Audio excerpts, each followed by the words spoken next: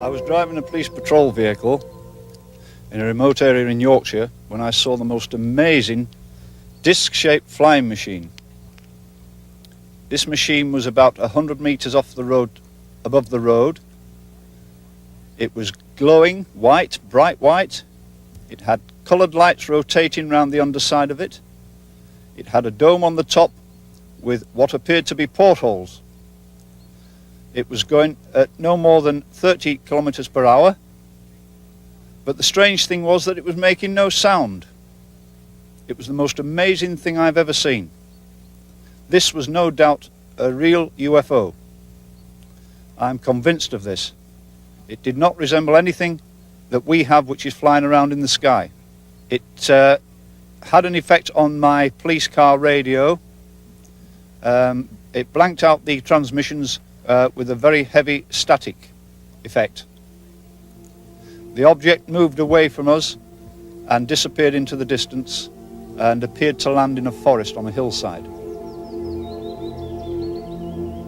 It was 20 years ago, it's a long time, 1978 when I was a police officer. I actually had a confrontation with one of these things when I was a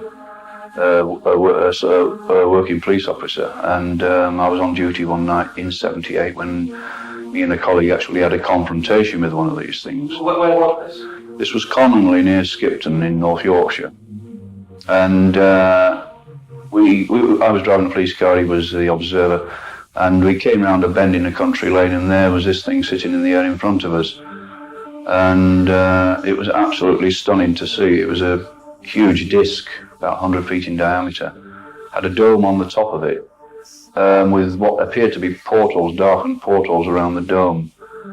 It had a skirting around the underside and coloured flashing lights which were flashing on and off, almost like a neon sign effect. And there was three large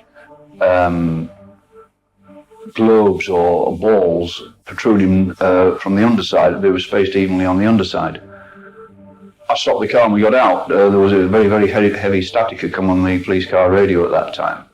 I don't know the cause of it. It may have been because of this thing was there, but it wouldn't be right to jump to conclusion. But this static suddenly set up on the radio, and I got out of the car, both of us did, and we stood there sort of open mouth looking at this thing as it slowly moved away from us.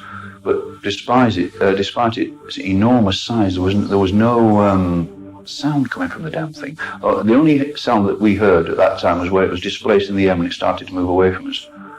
And the thing was, though, it was absolutely beautiful to look at it. I couldn't help remembering at the time, thinking, what kind of engineers put something like this together? Because it was absolutely extraordinary, it was. And that's what got me into the thing, because I was determined I was going to find out. I mean, I'd not long been out of the RAF, and my last postings, I'd been on Air Force bases where they were testing the very latest technology in aircraft. And at that time, the aircraft of the time, which we were under test, were the Lightning, because it was a Lightning station where I was on, and the Canberra. And that was our most advanced technology at the time. They were only testing them at that time, they test flying them. Now, this thing was years and years and years ahead of anything like that. There was no question about it at all.